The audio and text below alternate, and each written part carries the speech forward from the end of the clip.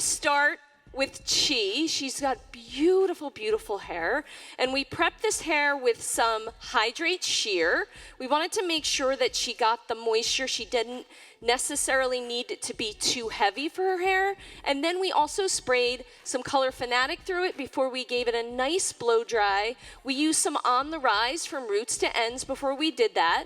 And it just gave it this magnificent shine. So I'm gonna start, my inspiration is Brigitte Bardot.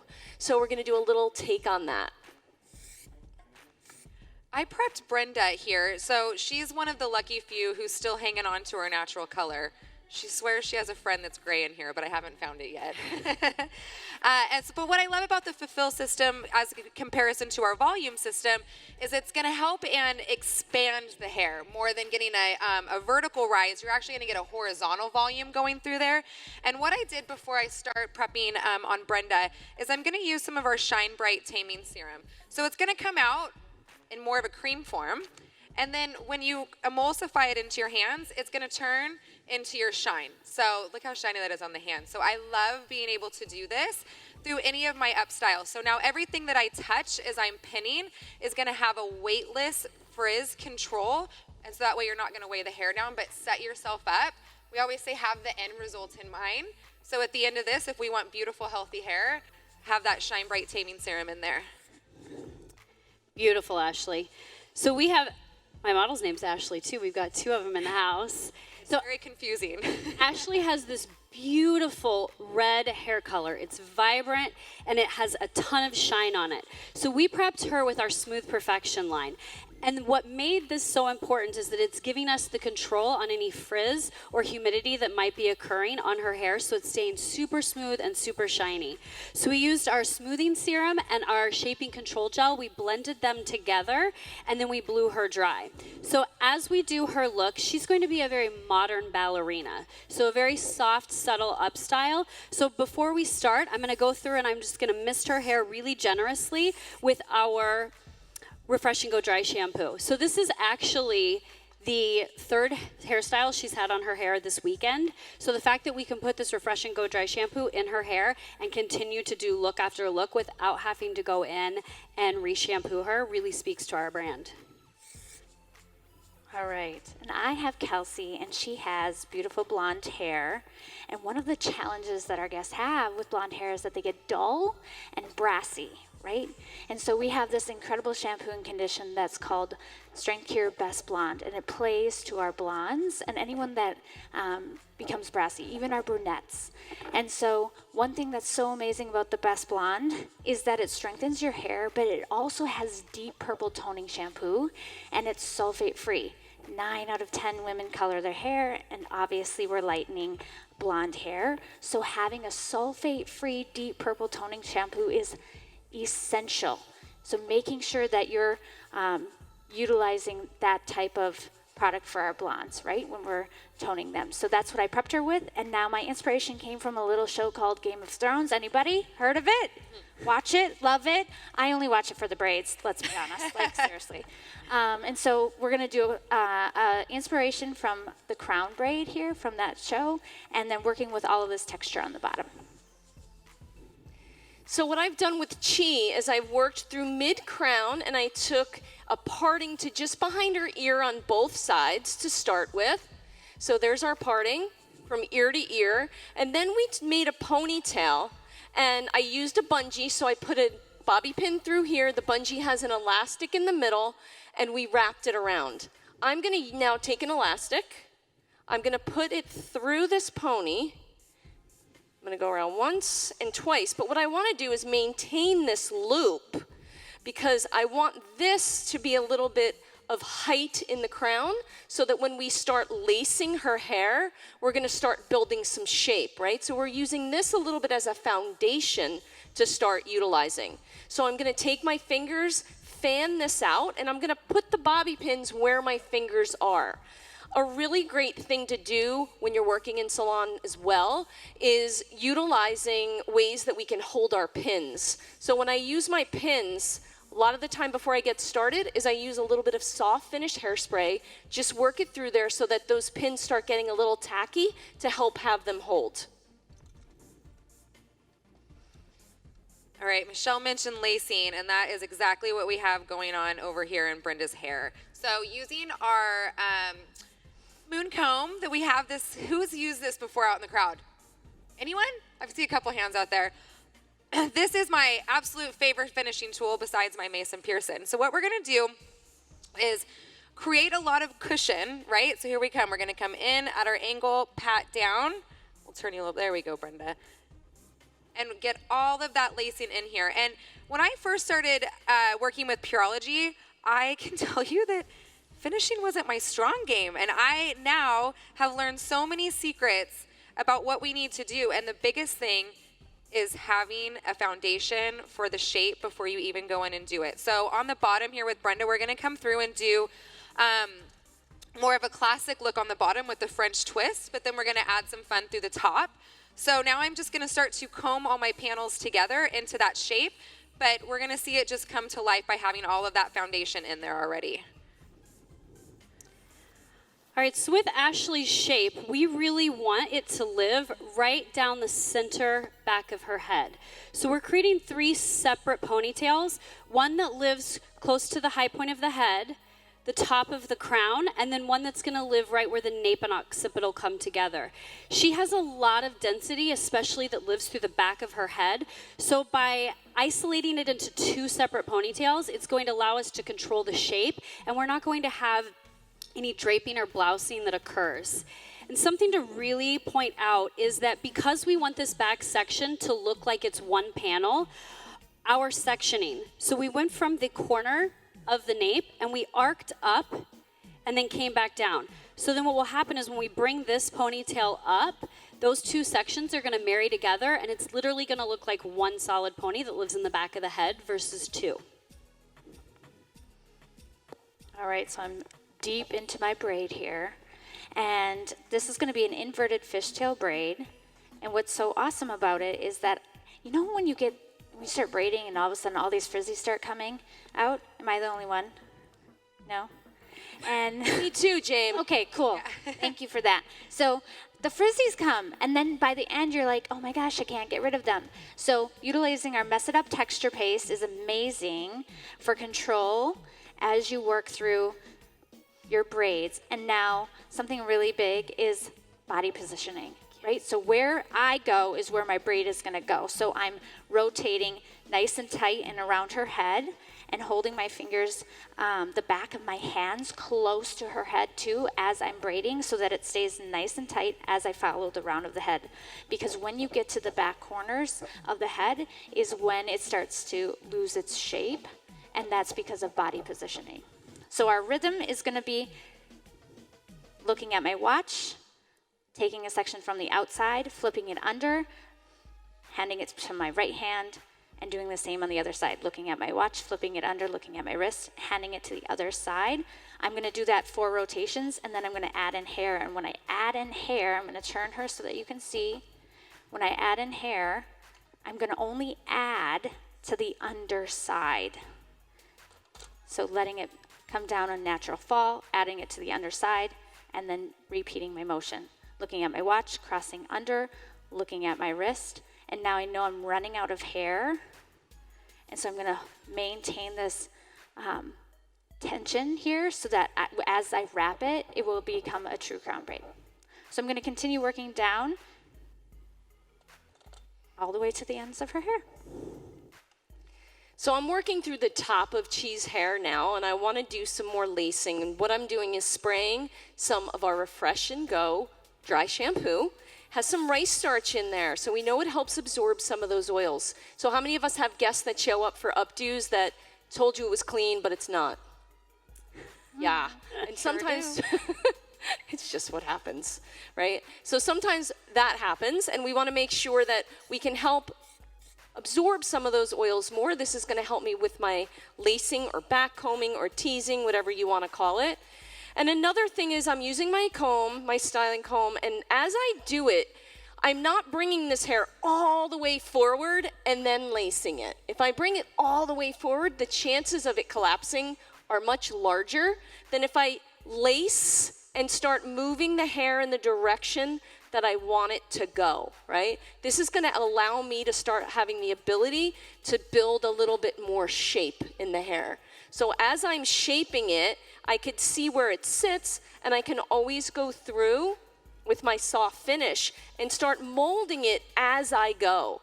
I think sometimes we do that later. So molding, spraying, continue. Awesome. I feel like I'm at like a critical point, so I just kind of quit doing hair. I could show you guys. All right, so what we're gonna do here is I've combed out Brenda's right side, right? So we've smoothed that out, and I over-directed it past center back, crisscrossed my long pins up to the top. So now that I have a vertical security that's gonna be going on, then we take the rest of the left into a panel. I'm gonna come through, I'm gonna use my thumb and then pinch it with my index. And now I'm gonna start to just spin this panel of hair up on itself. Here we go. Get it where we want it. And then now I'm gonna come through with my short pins. Where are we?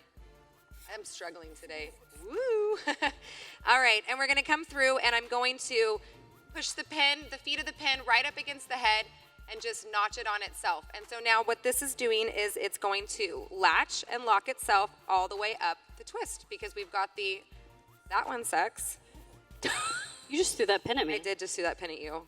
Well, there is a difference between a good pin and a bad pin. There is. Ashley. Absolutely. Listen, that bad one just snuck in. We need to put that on a t-shirt. Me too. All right, so here, I'm gonna do one more last of my short so we can see. So I only used 4, I'd used 2 long pins going up and then 4 across this, 4 or 5, I lost count, across the side. But now we've got the security happening, so you don't have to do 1,000 pins in your up style before you do. And now I've got 3/4 of Brenda's hair pinned nicely up against her head. All right, so we've got the first pony into its shape, and now we've moved into the second. So with our first pony, the shape goes horizontal, so it moves down. And on this middle pony, the shape is gonna move vertically, so that it's gonna sit vertically, so that we're going to create some dimension inside of her hair because her color is fairly solid. So we went through and we put some vertical lacing in, and then we've smoothed the top of the section using our Mason Pearson. So one of the big things is that how do we control all of this hair? So we're going to take an elastic and we're actually going to tuck those ends under so that now we can completely control this pony as we push it under. So to hide the ponytail, we're going to cross it over on itself, right? So now the pony is living on the left-hand side. We're going to take a long pin, right? So it's a little bit longer than our traditional one. And we are going to run it alongside that pony. So then what's going to happen is that when we lift the hair back over to the other side, this pony is going to sit tight on the head and it's going to hide the origin of the hair, which is huge, right? So then when I loop this over, it sits flat against the head. I can take the ends that have been secured with the elastic and I can fold those over and I can secure it on the right side. So I'm able to create this really nice round soft shape, but at the same time I'm hiding where the origin of the hair is. All right, so I've begun pulling out my braid, and one thing that I want to call attention to is that on the ends of the hair I pulled out on both sides, and now when I reach the scalp, if we can come in close, I'm only pulling out on the top. So that's what's going to give it that really crown-esque ethereal feel, is that the top of the, everybody see that? Whoa, so slick. So only the top is being pulled out, and if some of these little frillies come out, that's fine, because it gives it even more of an effect. And how we achieve that with our product is our Wind Toss Texture Spray for braids is incredible. So one thing about these cans too is that you need to hold them out because they have a lot of force. And now I'm going to pull out the top and come around to the front. And if Kelsey, if we would put your head down. So you know how sometimes when you braid in the front of the head, if you start here, the braid actually doesn't start till over here. It takes like a few turns, probably about 10 turns. So what we did is we started the braid on the top of the head coming forward, and then we took a hard turn so that you'll really get that forehead braid feel. So I'm going to pull out the top of the braid. So it's very, very crown-like. And you can see too, I'm going to continue doing that, but you can see before I clipped everything down here out of the way because, you know, when you're braiding, if any other hair gets in the way, like all of a sudden you're tangled up and you're SOL. So having that clipped away, Yes. it's real life here. Heard you say I'm that all the time, so. Right? Oh my gosh, put that on a t-shirt, Wiley. We sure will. All right, now I'm going to continue and build this braid around and start pinning her in. So after I did all the lacing through the top of this section of Chi's hair, again, molding as I go, I put an elastic, but what I did was I grabbed that ponytail that was right underneath that we had made originally and just made a connection. So here's like, as far as inspiration goes, I have the ability to leave this down. Why not do something that's a little Bardot inspired that has a ponytail attached? I'm going to actually make a low chignon that's going to live right here where the ponytail is. So I'm going to take another elastic and I'm going to wrap it around the section. But what I want to do is make sure that I have these ends. So now I'm going to take these ends and give it a little bit more control. Something that I can do to those ends is use a little bit of our Shine Bright serum. It has some coriander seed inside of it, so it's going to help allow that hair to have some extra shine. And I'm going to work it through the ends of this section and wrap it around this little chignon that we have that exists in the back. I'm just working through the top over here on Brenda, and I'm taking her top in sections, and I'm lacing through it, and then now we're just laying and manipulating it on itself so we can start to get the shape. So whenever you're working, I would say, especially with the larger shape, you really want to make sure that you're taking the step back, right? And we're checking the balance so that way you can use the ends of the hair to fill in, or there's nothing worse than getting through the end of something and you pinned it the whole time like this, and you back up and you're like, whoa, hello hairdo. So I'm just gonna keep coming through here. With this last section on top, what you guys are gonna see me do is come through and lace, and then once I get the shape rolled on itself, I'm actually gonna use her ends, and we're gonna create a nice faux fringe across Brenda's face. All right, so we're placing the last of our ponies, and I've already gone through and laced. So in the back, our first pony came horizontally down. Our center pony came vertically across, and then this front pony is actually going to come forward slightly at an angle.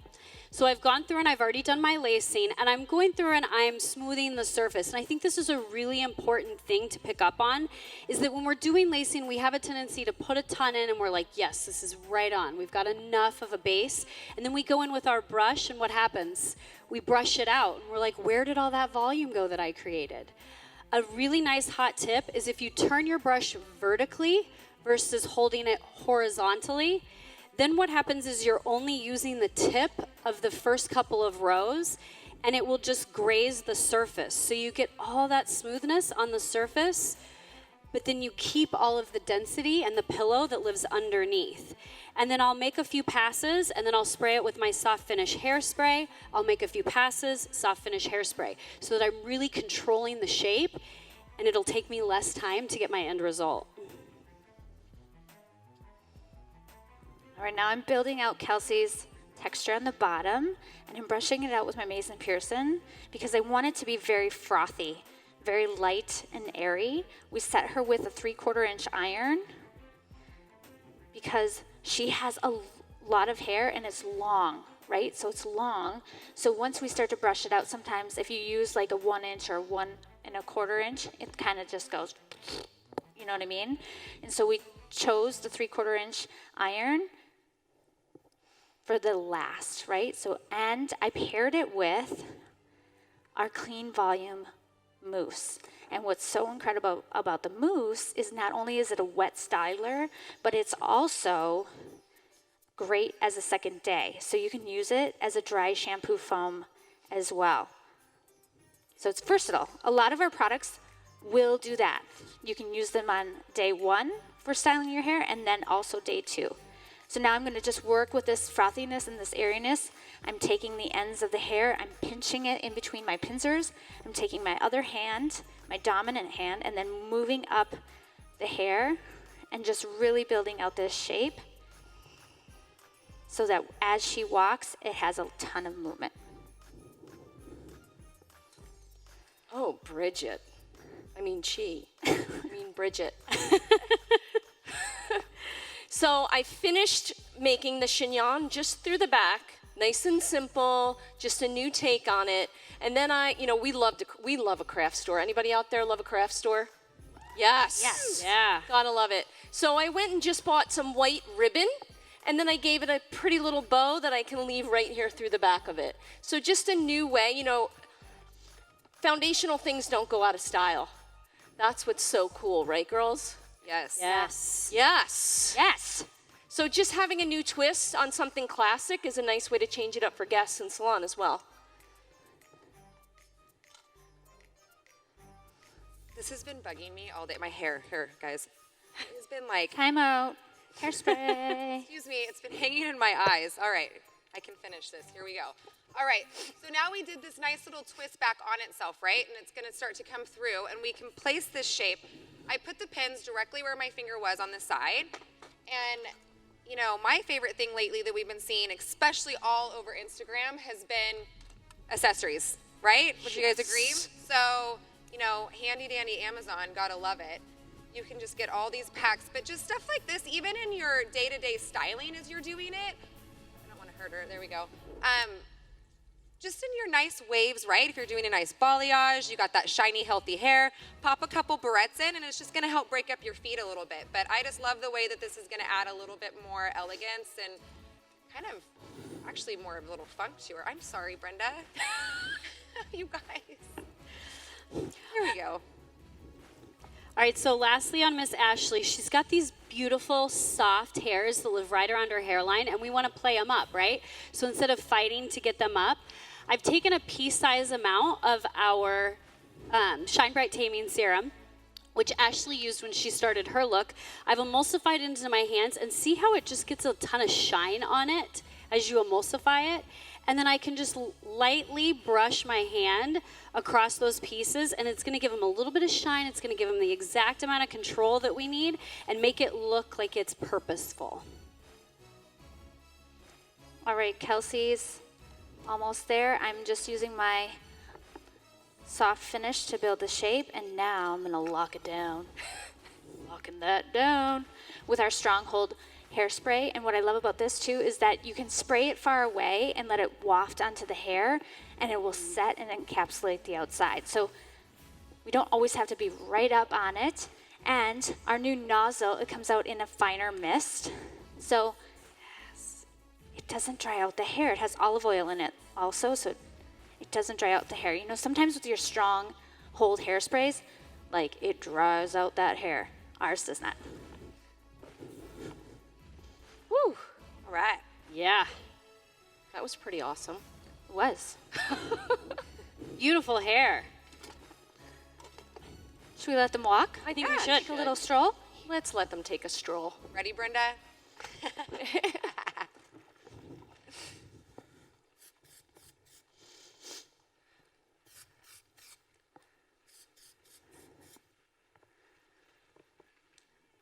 Can't have a stroll without music. There we go. There it is. Word. Touch to